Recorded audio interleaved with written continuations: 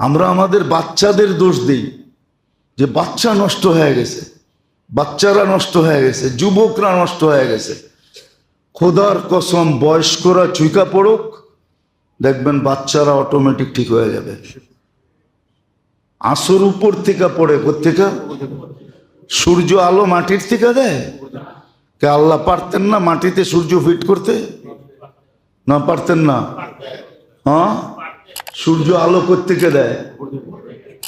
উপর থেকে যে আলো দেয়, যেরকম আলোকিত হয়, নিচের থেকে দিলে এরকম হইতো না, হইতো নাকি? তাইলে ইঙ্গিত হলো উপর থেকে যখন ঠিক হবে। আজকাল তো মুরব্বীরাই ঠিক হইতে চায় না, মা বাবা কুতুব হইতে চায় না, বাচ্চাকে কুতুব বানাইতে চায়। তোরা আল্লাহওয়ালা হবি, আপনি কি হইবেন? নিজে আল্লাহওয়ালা হইতে চায় না।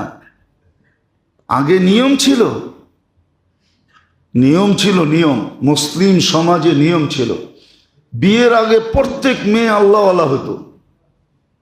সেটা ভাইবা আল্লাহওয়ালা হতো যে আমার পেটের থেকে যা হবে সব যেন আল্লাহওয়ালা হয়। বিয়ের আগে পুরুষ আল্লাহওয়ালা হতো যে আমার মাধ্যমে যে দুনিয়াতে আসবে সে যেন আল্লাহওয়ালা হয়ে আসে। এখন মা বাবা আল্লাহওয়ালা হইতে চায় না, খালি তাবিজ টোকায় পোলাপান কেমনে আল্লাহওয়ালা হইব। আমার একটা উদাহরণ আপনাদের মনে আছে কিনা জানি না, এখন কিন্তু সম্ভব। মক্কার থেকে মাটি আনা যায়, মক্কার থেকে। আর বাইতুল মুকাররম গেলে জমজমের পিওর পানি পাবেন। একটু দাম বেশি নিবে, ইনটেক পাবেন 5 লিটার। মক্কার মাটি আনলেন, জমজমের পানি দিয়ে সেচন করলেন, আর তেঁতুল গাছ লাগায় আঙ্গুরের আশা করলেন। বলবেন মক্কার মাটি, জমজমের পানি, আঙ্গুর দিবে না তো দিবে না কেন? ঠিক না? কি আঙ্গুর হবে? কি হবে? হ্যাঁ, এতটুকু হইতে পারে, মক্কার মাটি, জমজমের পানি, আঙ্গুরের তেঁতুলের কোয়ালিটিটা একটু বড় হবে। বাংলাদেশের মতো ছোট ছোট হবে না, একটু টমেটোর মতো বড় বড় হবে। ঠিক না? হইতে পারে বরকতের কারণে। আমাদেরটা টক বেশি, এটা একটু টক কম হইতে পারে, এতটুক হইতে পারে। কিন্তু হবে কি? তেঁতুলই হবে। আমরা যারা মুরব্বী আছি, মুরব্বীরা আসলে দিনদার হইতে চায় না, বা ছেলেরা দিনদার হবে। আমরা বড়রা সালাম দিতে চাই না, ছোটরা আমাদেরকে সালাম দিবে। অথচ আল্লাহর রসুল যাকে দেখতেন তাকেই সালাম দিতেন, ছোটকে দিতেন, বড়কে দিতেন। তো বড়রা সালাম পাইতে চায়, দিতে চায় না। আমাকে স্যার বলবে, আমি স্যার বলবো কেন? তো ছোটদেরকে সালাম দিতে চায় না, সালাম পাইতে চায়। আসল হলো উপর ঠিক হলে নিচ ঠিক হয়ে যাবে। এখন বয়স্করা দিনদার হতে চায় না, মা বাবা দিনদার হতে চায় না।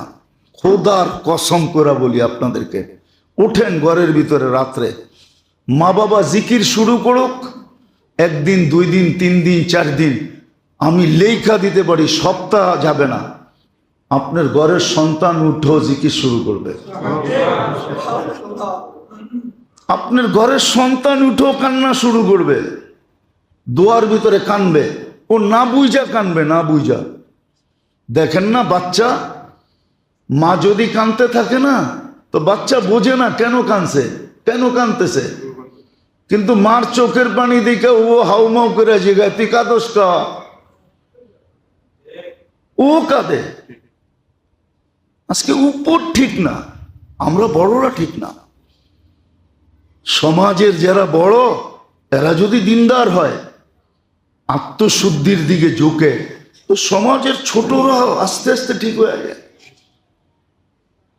প্রযুক্তি এমন আশা আসছে, এখন সবাই চাইতেছে প্রযুক্তি দিয়ে ঠিক করবে। কিছু জিনিস আছে প্রযুক্তি দিয়ে ঠিক করা যায় না। ওয়েদারের তাপমাত্রা আল্লাহ কমায় দিছে দেখে এখন আজকে 2-3 দিন একটু ভালো লাগতেছে, ঠিক না? নাইলে পানিও তো ছিটায় দেখছিলেন, তাপমাত্রা কম ছিল নাকি? কৃত্রিম বৃষ্টি নামায় তাপমাত্রা কমায় ফেলবেন? প্রযুক্তি দিয়ে নামান না বৃষ্টি, দেখেন তাপমাত্রা কমে না কমে না। আল্লাহ কমাইলেই কমে। উপর যখন ঠিক হবে নিচ ঠিক হয়ে যাবে। প্রযুক্তি দিয়ে ঠিক করতে পারবেন না, তাবিজ দিয়ে কতক্ষণ ঠিক করবেন? বললিগা তো তাবিজ বহুত নিছেন, ঠিক না? আজ পর্যন্ত তো একবারও বলেন নাই। বলছেন বলে ফেলবো? বাড়িতে জিজ্ঞাসা করছেন যায়া যে তুমি গ্লাসে ঠোঁট লাগায় কোন জায়গায় পানি পান করছো, আমারে দেখাও। যদি জিজ্ঞেস করে কেন, গ্লাসটা পয়রা দাও, আমি ওইখানে ঠোঁট লাগায় পানি পান করব। পয়রা দেখেন, 1 কোটি তাবিজ আর এটা একটা, এটা বেশি হবে। 1 কোটি তাবিজের চেয়ে বেশি কাজ করবে। আল্লাহ রসুল করছেন, বলছে আয়েশা কোথায় গ্লাসে ঠোঁট লাগায় পানি পান করছো, আমাকে দাও, দেখাও, আমি ওইখানে ঠোঁট লাগায় পানি পান করব। খালি এটা চাহেন না যে আমারে খাওয়ায় দেখ, মাঝে মাঝে নিজেও ডাইকা ডাইকা কেউ খাওয়ায় দিই, আসো খাওয়ায় দিই, আমি খামু তোমারে খাওয়ায় দেবো। কয়দিন খাওয়ায় দিয়েছেন? কি বাইরে থাকেন বিলের মতো আর বাড়িতে যে বেটাগিরি দেখান, ঠিক না? রাগ হয়ে গেলেন? বাইরে তো সমাজে বিলের মতো চলেন, বোর কাছে যে বেটা হয়ে যান, ঠিক না? বাপ লয়া ঢোকে। আরে না, শিখেন তো। যেটা বুঝাইতে চাইতেছিলাম ওটাই বুঝাইতেছি। আল্লাহ আমাদের তরবিয়তের খেয়াল করছেন। আসেন নিজেকে তরবিয়ত করি, নিজেকে তরবিয়ত করি, শুদ্ধি করি, শুদ্ধি। এটার জন্য শিখেন, ভাবেন। গুনাহ হবে, কিন্তু রাস্তাও তো দেখায় দিছেন। আমি তো মাঝে মাঝে ভাবি, কালকেও বলতেছিলাম যে উম্মতকে যে ফ্যাসিলিটি আল্লাহ দিছে, কোন উম্মতকে দেন নাই। এই উম্মতের বেশিরভাগ গুনাহ আল্লাহ মাপ চাওয়া ছাড়া মাপ করেন। কুরআন বলতেছে ইয়াফু আন কাসীর, তোমাদের অধিকাংশ গুনাহ আমি এমনি মাফ করে দিই। আপনি উজু করেন, গুনাহ মাফ হয় না? না হয় না? গুনাহ জোড়ে না জোড়ে না? যখন উজু শেষ, বুখারীতে আছে, বাবুল উজুর ভিতরে আছে, উজু শেষ, গুনাহ শেষ। কোন উম্মতকে তো দেন নাই। আপনি মসজিদের দিকে হাঁটেন, গুনাহ মাফ হইতে থাকে, নেকি লেখা হইতে থাকে, দরজা বলন্দ হইতে থাকে। আপনি ভাবতেছেন আমি তো সমতল দিয়ে হাঁটতেছি, ঠিক না? না না, আপনি উপরে চড়তেছেন। মসজিদে বসে আছেন, 2 দিকে 2 ফেরেশতা, পিছে 1 ফেরেশতা, 3 জন বসে আছে। একজন মাগফিরাতের দোয়া করতেছে, একজন রহমতের দোয়া করতেছে, একজন নামাজের সওয়াব লিখতেছে। মুসাফা করতেছে, গুনাহ মাফ হয়ে যাইতেছে। রাস্তার থেকে কষ্টদায়ক, রাস্তার দিকে তো তাকাই না আমরা, ঠিক না? খালি ডাইনে আর বামে তাকায় আর উপরে তাকায়, দেখে উপরে কে তাকায় রয়েছে আর ডাইনে বামে কি আছে, ঠিক না? নিচে তো তাকাই না, নিচে তাকায় হাঁটেন। কষ্টদায়ক জিনিস রাস্তার থেকে সরায়া দিল, পিছের গুনাহ মাফ। এই উম্মতকে যে ফ্যাসিলিটি আল্লাহ দিছে, কোন উম্মতকে তো দেন নাই। একটু হুকুম দিছেন, শুদ্ধি করে রেখো, কখনো যেন বিনষ্ট না হয়। নিজেকে সবসময় শুদ্ধির ভিতরে রাখো, অ্যান্টিবডি যাতে গুনাহ তোমার ভিতরে না ঢুকতে পারে। রমজানে বলছিলাম মনে হয় যে তাকওয়া কাকে বলে? তাকওয়ার নাম হলো অ্যান্টিবডি। তাকওয়ার নাম অ্যান্টিবডি। অ্যান্টিবডি যখন পাওয়ারফুল থাকে, আমরা ছোটবেলা পড়ছি স্কুলে, রোগ বলে মানুষের শরীরে ঢোকে, তো অ্যান্টিবডি এর সাথে ফাইটিং করে। ফাইট করার পরে যদি অ্যান্টিবডি জিতা যায়, তো ওইটারে হারায়া শরীরতে বের করে দেয়। আর অ্যান্টিবডি যখন হারা যায় তখন শরীরের রোগ তার উপরে বিস্তার লাভ করে, এছাড়া লাভ করতে পারে না। তাকওয়া হলো অ্যান্টিবডি। অর্জন করো, গুনাহ আসবে কিন্তু থাকতে দিবে না। যেমন মানুষ যখন গুনাহ করে, ডান দিকের ফেরেশতা বাম দিকের ফেরেশতা গুনাহ লেখে। ডান দিকের ফেরেশতা হলো চিফ হেড, আমির, বলে একে লিখিস না, লাল্লাহু ইয়াতুব, হতে পারে তওবা করে ফেলবে, অপেক্ষা কর। অ্যান্টিবডি যদি ভিতরে থাকে তো গুনাহ করবে, সাথে সাথে আল্লাহ বলে চিৎকার দিবে। আর হাদিসে আছে, বন্দা যখন গুনাহ করে রব্বানা বলে না, আদম আলাইহিস সালাম বলছিল ওনার ছেলে শীস আলাইহিস সালামকে যে দেখ আমি একটা গুনাহ করছি, কিয়ামতের সকাল পর্যন্ত মানুষ জানবে। গুনাহ না, ভুল, একটা ভুল করছি, কিয়ামতের সকাল পর্যন্ত মানুষ জানবে। কিন্তু উম্মতে মুহাম্মদী শত ভুল না গুনাহ করবে, আল্লাহ কাউকে জানতে দিবে না। আমি একটা ভুল করছি কবে, এটা মাফ হয়েছে কবে? উম্মতে মুহাম্মদী ভুল না গুনাহ করে খালি একটা চিৎকার দিবে রব্বানা, আল্লাহ উপর থেকে জবাব দিবে আলিমা আবদি আন্না লাহু রব্বা ফাগফারতু লা। আল্লাহ বললে বান্দা স্বীকার করলো আমি রব বলে আছি, যা গুনাহ মাফ করে দিলাম। মাফ চাইলো না, তাতে কি আসে যায়? রব তো বললো। এই জন্য বলতেছি নিজের তরবিয়ত করেন, শুদ্ধির সেন্টারের সাথে নিজের সংযোগ করেন। যাদের সাথে চললে শুদ্ধি হবে, যাদের কাছে গেলে শুদ্ধি হবে, যাদের সাথে বসলে শুদ্ধি হবে, শুদ্ধি করেন নিজেকে। এই জন্যই কোরআন হুকুম দিছেন কদ আফলাহা মান যাক্কাহা।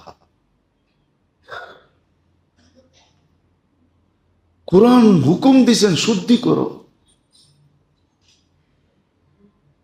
শুদ্ধি করো তুমি তোমাকে। এটা আল্লাহর সুযোগ। আজকে শুদ্ধির সুযোগ আছে, কালকে শুদ্ধি করতে চাবে কিন্তু সুযোগ পাবে না। এই জন্যই আত্মশুদ্ধির উপরে এত জোর, তরবিয়তের এত জোর। আল্লাহ মানুষের তরবিয়ত করতে চাইতেছেন, মানুষ যেন মানুষ থাকে। কেননা মানুষ যদি মানুষ না হইল তাহলে সে শুধু বিপদগ্রস্ত হবে না। মানুষ যদি মানুষ না হইল তাহলে সে শুধু বিপদগ্রস্ত হবে না, পুরা সৃষ্টি তার দ্বারা বিপদগ্রস্ত হবে, পুরা সৃষ্টির ক্ষতি হবে। মানুষের শুধু হবে এমন না। এই জন্য এক জায়গায় আছে, এর আগেও মনে হয় কখনো বলছিলাম যে মুসা আলাইহিস সালামের জমানায় খরা চলতেছিল, খরা, অনাবৃষ্টি চলতেছিল, মানুষ অতিষ্ঠ হয়ে গেছে গরমে। তো মুসা আলাইহিস সালামের কাছে গেছেন, বলছে একটু দোয়া করেন না, বৃষ্টি আসুক না। তো বলো চলো ইস্তেসকার নামাজ পড়তে। বৃষ্টি মুখ দিয়া বললে তো হবে না, পদ্ধতিও তো আছে, চলো। তো চলছে, পথিমধ্যে যে মুসা আলাইহিস সালাম বলতেছে চলো বৃষ্টি চলে আসবে, নামাজ পড়তে হবে না। তো বলছে এটা আবার কেমন কথা, বাড়ি ঘরের থেকে বাহির করে নিয়ে আসলেন, এত দূর হাইটা আসলাম, এত কষ্ট করলাম, এখন কোন বৃষ্টি হবে, নামাজ পড়তে হবে না? বনি ইসরাইল ছিলই একটু গারতারা। তো মুসা আলাইহিস সালাম বলতেছিলেন যে বলার তো ইচ্ছা ছিল না, কিন্তু গারতারামির কারণে বলতে বাধ্য। যে তোমাদের আগে পিঁপড়ার দোয়া কবুল হয়ে গেছে। পিঁপড়া আল্লাহর কাছে দোয়া করতেছিল, লা তুআদ্দিবনা বিযুনুবি ইবাদিক, গুনাহ করছে বান্দারা, শাস্তি ভোগ করি আমরা। এটা আবার কোন বিচার? কেননা যখন খরা হয় তখন খাদ্যগুলা শুকাইতে শুকাইতে হার্ড হয়ে যায়, শক্ত হয়ে যায়। পিঁপড়ার দাঁত হলো নরম, এই নরম দাঁত দিয়া শক্ত খাবার ভাঙ্গা খাইতে পারে না, তো না খায়া থাকতে হয়। আর বৃষ্টি যখন হয় তখন খাদ্যের ভিতরে, পরিত্যক্ত খাদ্যের ভিতরে পানি ঢুকে, আর ওগুলা নরম হয়, তো নরম দাঁত দিয়ে ওগুলাকে খাওয়া সহজ হয়। তো পিঁপড়া বলতেছে গুনাহ করছে মানুষ, শাস্তি দেন আমাদেরকে, এটা আবার কোন ইনসাফ? পিঁপড়া অভিযোগ করে দিছে, আল্লাহ পিঁপড়ার দোয়া কবুল করছেন। আমাদের কারণে সৃষ্টি কষ্ট পায়, সৃষ্টির কারণে আমরা না, আমাদের কারণেই সৃষ্টি কষ্ট পায়, না আমরা সৃষ্টির কারণে আমরা কষ্ট পাই না। এই জন্যই শুদ্ধির দরকার। শুদ্ধির সেন্টার চিনেন, সজাগ হন, ছোটবেলার থেকেই লাগা উচিত। এক একটা স্টেপকে সুরক্ষিত করা উচিত। যুবকদের উচিত, ছোট বয়সটা যদিও নিষ্পাপের খাতায় লেখা, কিন্তু যৌবনে পা দিতে দেরি, নিজেকে সুরক্ষিত করতে দেরি না করা চাই, নিজেকে সুরক্ষিত করা চাই, যেন আমার যৌবন সুরক্ষিত থাকে। কেননা লাভ কি হবে জানেন? যদি যৌবন সুরক্ষিত হয় তো বৃদ্ধ হওয়ার পরে আমল না করেও আমলের সওয়াব পাবে।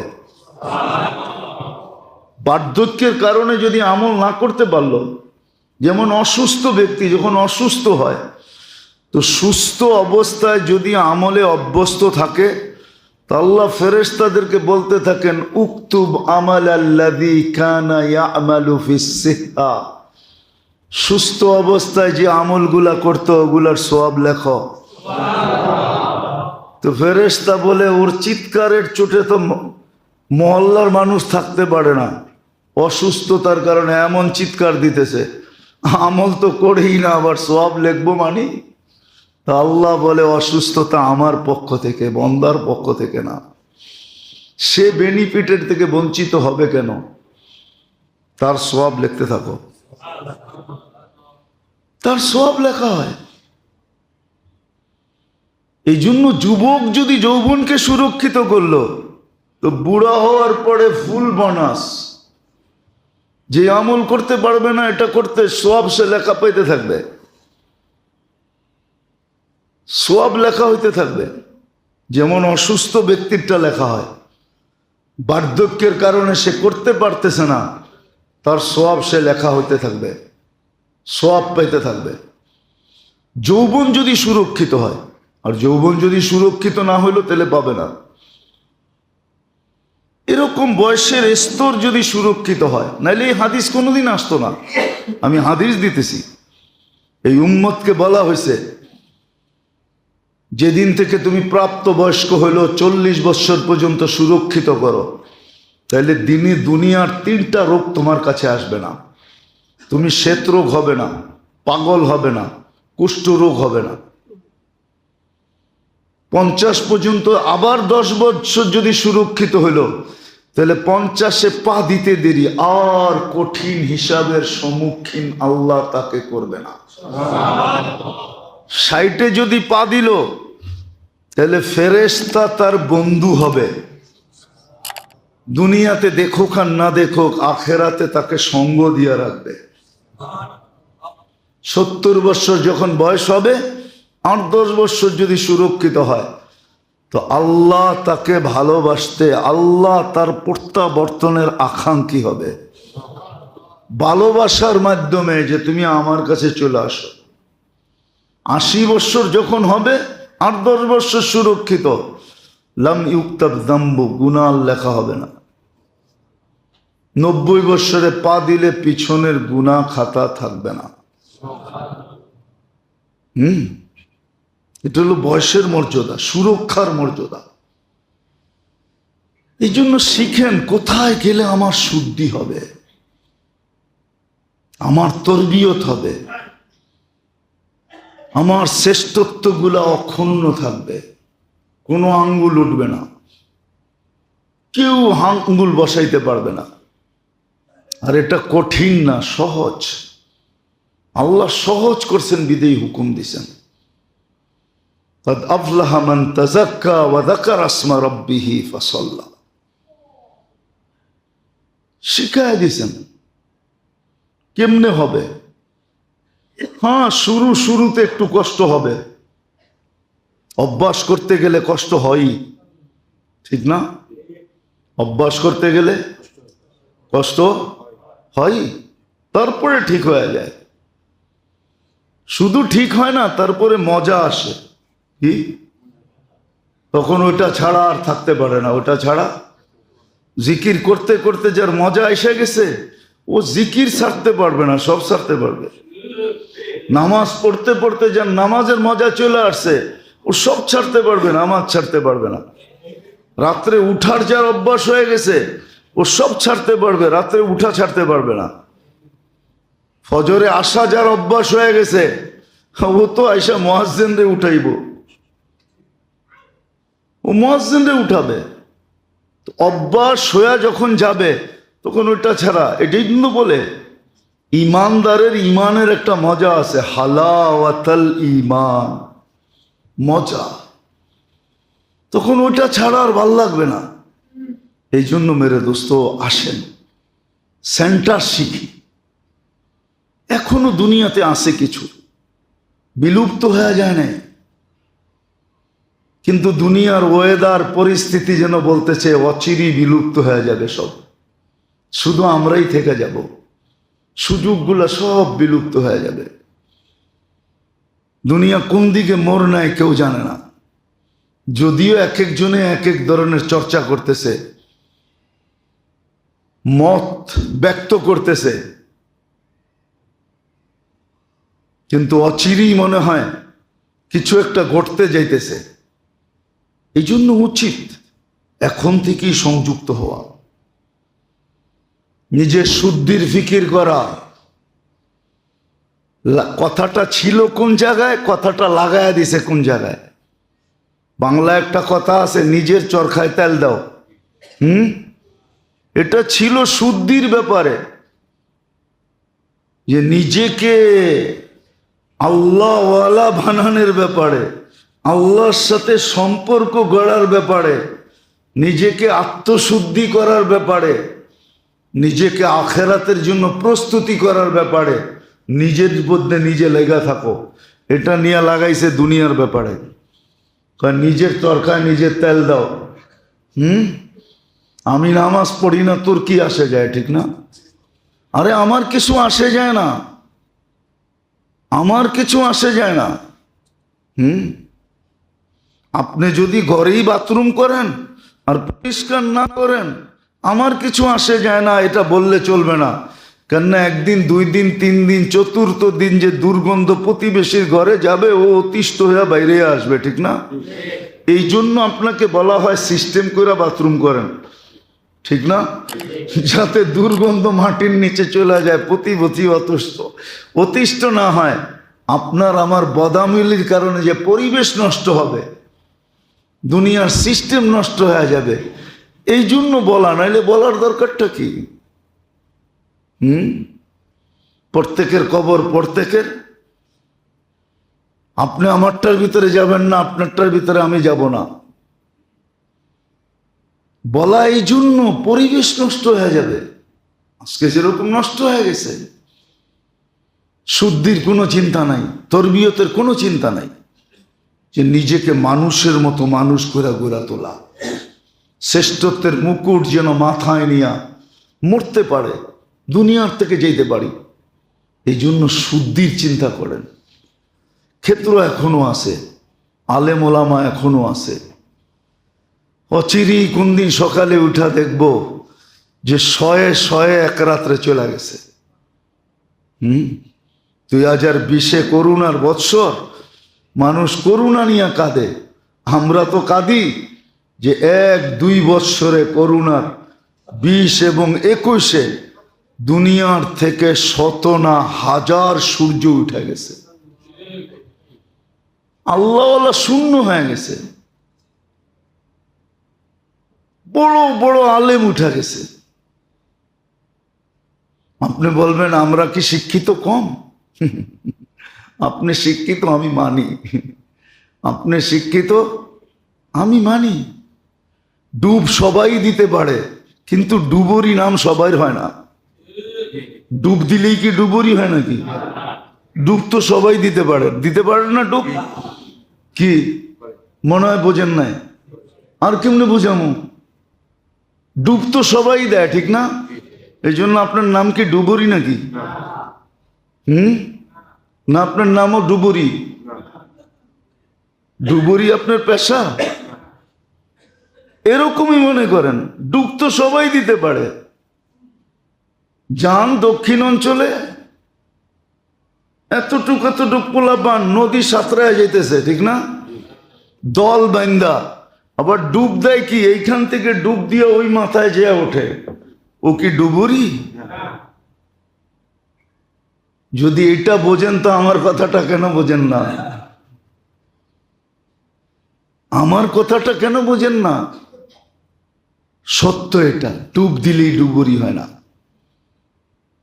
সব শিক্ষারই ধারা ভিন্ন আছে। এই জন্য পায়ে হাত দিয়া বলি, নিজের তরবিয়ত করেন, জলদি করেন।